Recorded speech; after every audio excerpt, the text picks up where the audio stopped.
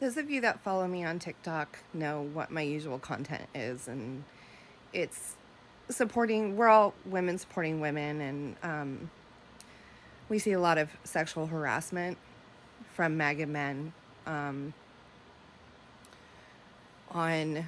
liberal women's pages. So you see myself and several other ladies, trying to combat that and not just block. And I know that maybe we should block, but we continue to block. They're just going to do it to the next person and the next person and the next person. So we just try to combat that. But this is going to be a little different than my usual content, especially the content that I have on TikTok, because we've discussed a lot of misinformation and lies and things like that were spread during the election. And because I'm not on the MAGA side of TikTok, obviously I hadn't seen any of it. But through going through these men's profiles when we're doing those videos, there's some stuff I found that I thought to myself, wow, this is really what they were spreading. And I was pretty amazed. And maybe you guys have seen some of it, but I was pretty disturbed. So here's one video that I wanted to share, and I'll talk about it a little bit after that. Harris, let's get one thing crystal clear. The vast majority of American men have no issue with electing a female president. Our issue lies solely with you. You were second in charge of California for 13 years. As California's Attorney General, Harris promoted enforcement of a law that allowed prosecutors to seek jail time for parents of truant kids. As a prosecutor and law enforcement, I have a huge stick. So I decided I was going to start prosecuting parents for truancy. I thought that was crazy.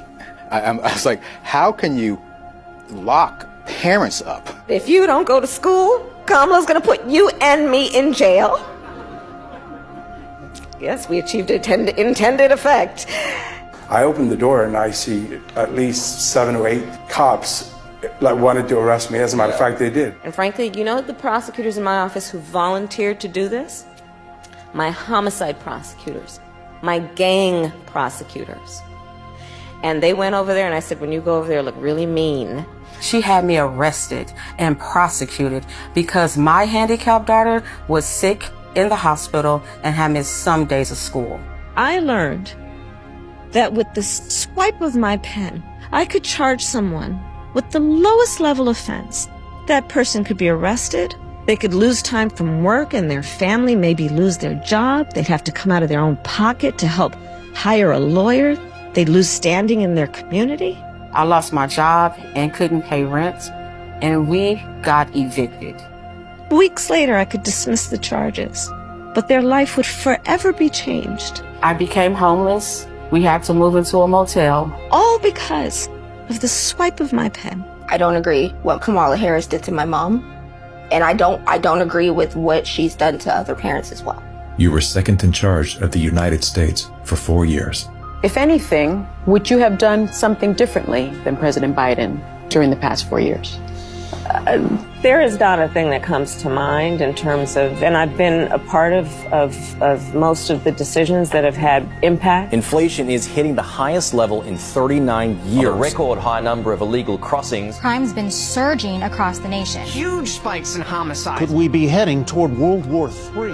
After 17 years of failed leadership, you are now asking us to trust you as first in charge of our country. I am concerned and focused on big issues. Elementary and middle school truancy is actually a big issue. If we're trying to save the state money. Because of truancy, California public schools lose $1.4 billion a year in funding. I want money.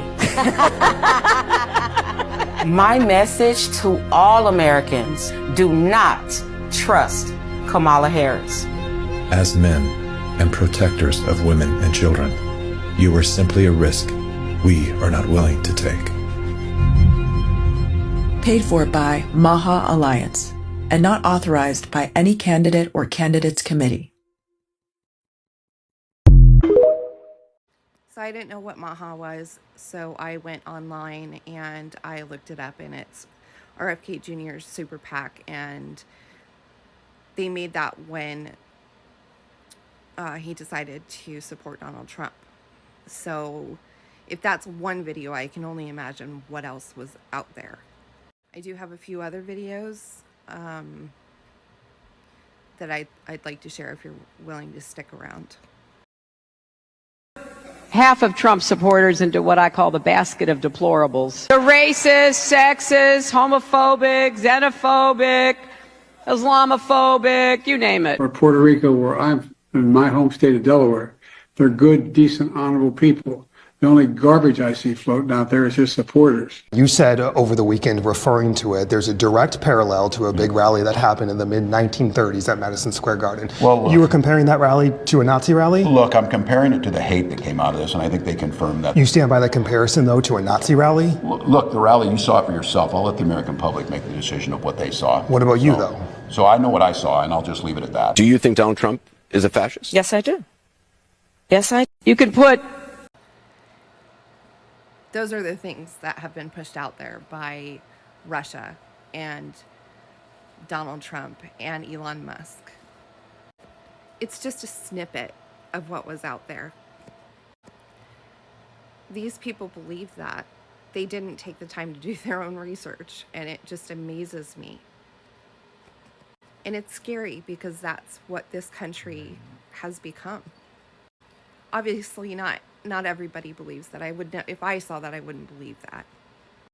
I was just hoping this might be a jumping off point for us to have a discussion about it. They are finding, and they know, the whole world knows that there's been interference by Russia and China, and no doubt Elon Musk, plus all the other information that we're now seeing come out. I can only hope and pray that something's going to be done about it. I know not everybody is on the same page as me and other people as far as the election is concerned, but something has felt off to me from the beginning. You know, when they say the math ain't mathin' and all those things, and I didn't just follow everybody. I did the research myself. I looked at the numbers myself and was astonished. And there's so much information out there now. Stephen Spoonamore, Jackie Singh, just individual data analysts have done research into the numbers that make no sense. But now we see some of the misinformation. I have more videos, but I think that's kind of where I'm going to start, because other ones are 8 minutes and such, and they're really long. So if anybody else wants to see any of the other things that I have, I'm happy to share them, but this is my first shot at a YouTube video, so maybe I'll just use this as my jumping off point, and I would love to engage in respectful conversation. And MAGA, please do not hop on this page, because I'm just going to delete your comments.